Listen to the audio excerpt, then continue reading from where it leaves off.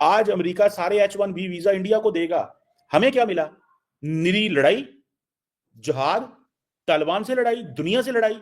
आज जब मौका था अपने बच्चों की नस्लों को संवारने का, तो करो और रेडिकलाइज करो इन बच्चों को, और ठीक है जी, और रेडिकलाइज करो इन बच्चों को, और इनके पीछे पड़ो, ठीक है ना जी, इन बच्चों के और पीछे पड़ो, इनको और रेडिकलाइज करो, करो इनको, इन्हें गरीबां के पीछे पै जाओ, ठीक है ना।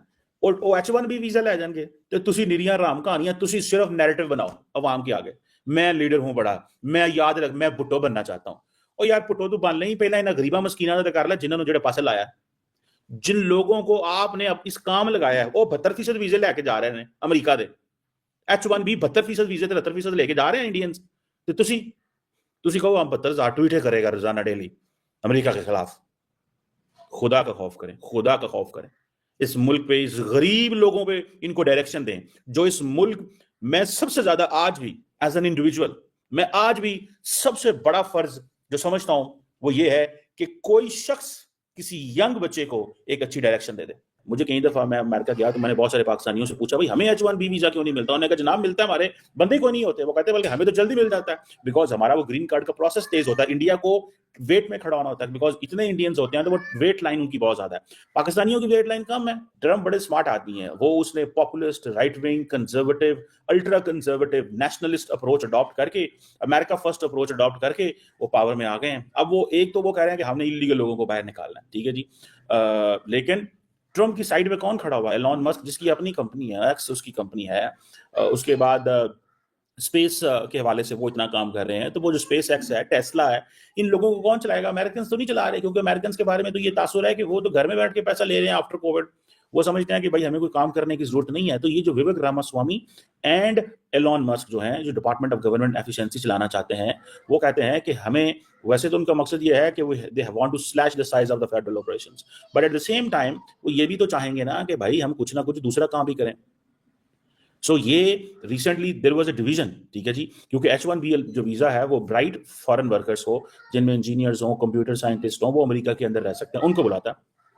और ये सिलिकॉन वैली की इनोवेशन के लिए बड़ी जरूरी है। और अमेरिका का ये एडवांटेज है कि अमेरिका सारी की सारी जो इनोवेशन है अमेरिका उसके ऊपर खड़ा हुआ। आर्टिफिशियल इंटेलिजेंस हो, कंप्यूटिंग हो, आपकी जो जितनी भी टेक फॉर्म्स हैं वो सारी चलती है इसके ऊपर है। तो बाकी वो कैसे चीजें बेहतर होंगी, ठीक है जी। सो ये जो आपको पता है कि बेसिकली जो इमिग्रेशन है वो basically one of the reasons why Donald Trump जो है उनका राइज हुआ, ठीक है। अब इंडिया उससे फायदा उठाएगा, इंडियन वर्कर्स फायदा उठाएंगे, इंडियन यंग लोग फायदा उठाएंगे। सो इंडिया जो है, ये जब मैं आपको ये कह रहा हूं कि ये नेट बेनिफिशियरी है, ठीक है जी। और ये जो रिसेंटली कोई नई गाइडलाइंस भी जो थी वो फाइनलाइज की गई थी, जिसमें यह है कि आप अच्छे तरीके से जॉब कंपनीज दे सकते हैं, और hundreds and thousands of Indians जिनकी एप्लीकेशंस पड़ी हुई हैं, समझे वो तो गए, ठीक है। इंडियंस को ये भी एडवांटेज है कि वो सारे के सारे पढ़ते भी ज्यादा है। और ट्रम्प ने ये भी कहा है कि जो बंदा वहां पे 4 साल 6 साल रह के पढ़ता है तो हम उसको भी देंगे, क्योंकि वो हमारी इकोनॉमी के अंदर कॉन्ट्रीब्यूट करेगा, ग्रीन कार्ड देंगे। सो इंडिया ही इस एक्शन से ज्यादा फायदा उठाएगा, बिकॉज ये जो इंडियन स्टूडेंट जो वीजा होता है F1, सारे जो स्टूडेंट वीजा F1 होता है बेसिकली, वो उसको अपग्रेड कर देंगे।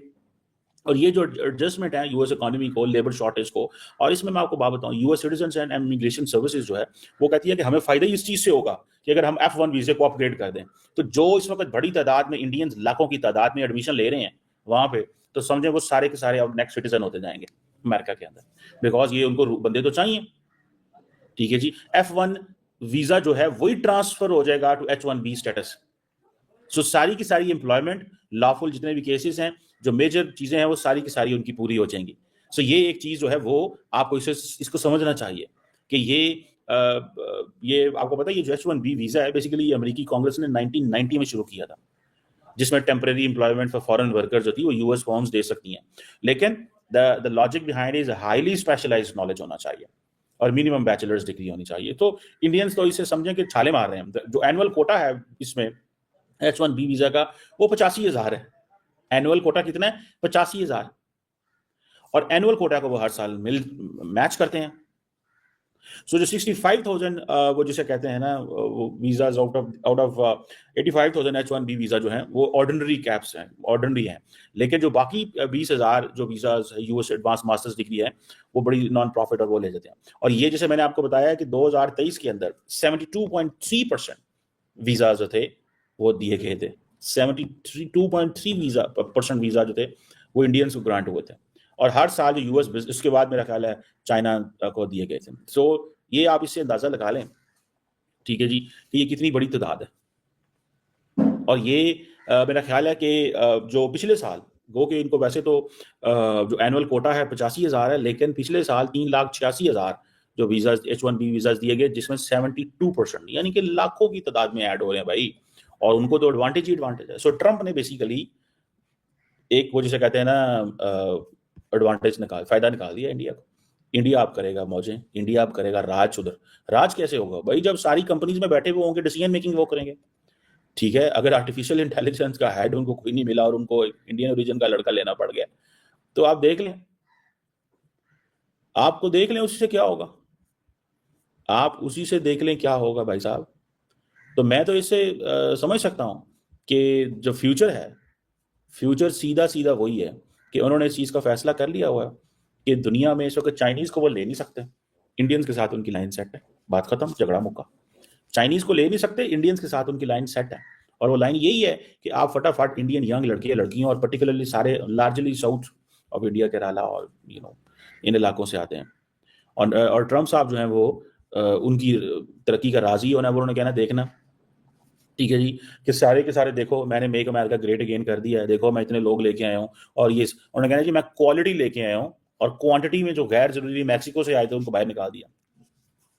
सो ये चीज़ जो है, जो बाइडेन जो है, जिसने जिनके दौर में सबसे ज्यादा इलीगल लोग अमेरिका में एंटर हुए। दोस्तों, पुरानी कहावत है कि गांव अभी बसा नहीं और फसाद पहले से शुरू हो गए। 20 जनवरी का वो दिन रहेगा जब डोनाल्ड ट्रंप शपथ लेंगे। लेकिन ट्रंप के शपथ लेने से पहले एक नया बवाल मच गया है। पूरी कहानी समझने से पहले थोड़ा आपको बैकग्राउंड में लिए चलते हैं। ट्रंप जब इलेक्शन में गए थे तब उन्होंने मेक अमेरिका ग्रेट अगेन का नारा दिया था, और इसमें उन्होंने ये बताया था कि मेक अमेरिका ग्रेट अगेन तब होगा जब अमेरिकन के द्वारा अमेरिकियों को ही नौकरियां दी जाएंगी। लेकिन इस कहानी में H1B वीजा सबसे ज्यादा बाधा बना। दरअसल अमेरिका हर साल लगभग 65,000 से 85,000 के बीच में स्किल्ड लेबर्स को 3 साल तक अपने यहाँ काम करने की परमिशन देता है, और इसी परमिशंस को जिसका नाम दिया जाता है H1 वीजा। एक चीज इसमें यह है कि सबसे ज्यादा जो ये वीजा मिल रहे हैं वो इंडियंस को ज्यादा मिल रहे हैं। और अमेरिका जिस तरह से मेक अमेरिका ग्रेट अगेन की बात करता है, सबसे पहले इसको अपने घर के अंदर खंगालना चाहिए कि इसकी जो युवा है वो क्या कर रहे हैं। वो ड्रग्स में इन्वॉल्वमेंट है उनकी, वो ड्रग्स, चरस, गांजा जो भी है, जितना भी चीजें नशीले पदार्थ की होती हैं वो सब उसमें पड़े हुए हैं। तो भाई तुम पहले अपने यूथ को तो संभालो। अगर तुम ये सोच रहे हो कि हम बाहरी लोगों को बंद कर देंगे और सिर्फ अपने घरेलू लोगों को आगे बढ़ाएंगे, तो बढ़ाओ यार, कौन मना कर रहा है तुमको? कोई रोक रहा है क्या? नहीं, उनको देखो वो ड्रग्स में पड़े हुए हैं। सब ऐसी तस्वीरें सामने आती हैं, है ना, जिसको देखकर आप खुद हैरान रह जाएंगे कि भाई अमेरिका जैसे देश में इस तरह की चीजें हो रही हैं क्या? और धड़ल्ले से हो रही है, और बहुत ज्यादा मात्रा में हो रही हैं। आपका जो युवा है वो बिल्कुल बेकार गया है। आप बनाओ अमेरिका को ग्रेट, आप बनाओ, कौन मना कर रहा है भाई आपको? लेकिन पहले अपने यूथ को तो संभालो। और रही बात भारत की, अगर भारत का जो टैलेंट है ना, भारत का जो टैलेंट है अगर वो भारत में ही रह जाए तो आप ये देखिए कि भारत कहां से कहां पहुंच जाएगा। लेकिन थोड़ा सा ना इसमें दिक्कतें हमारे देश के अंदर भी हैं। हमारे देश के अंदर ज्यादातर लोगों की टैलेंट की ना कदर नहीं होती है, और यही मजबूरी है कि कई बार उनको बाहर जाना पड़ता है। हमारे यहाँ की जो व्यवस्थाएं हैं उसमें सुधार की बहुत ज्यादा जरूरत है, तभी आप अपने देश को और ऊपर लेकर जा सकते हैं। आप लोगों को क्या लगता है कमेंट करके बताएं। चैनल पर अगर नए हैं तो चैनल को सब्सक्राइब करें, इस वीडियो को लाइक करें और शेयर करें।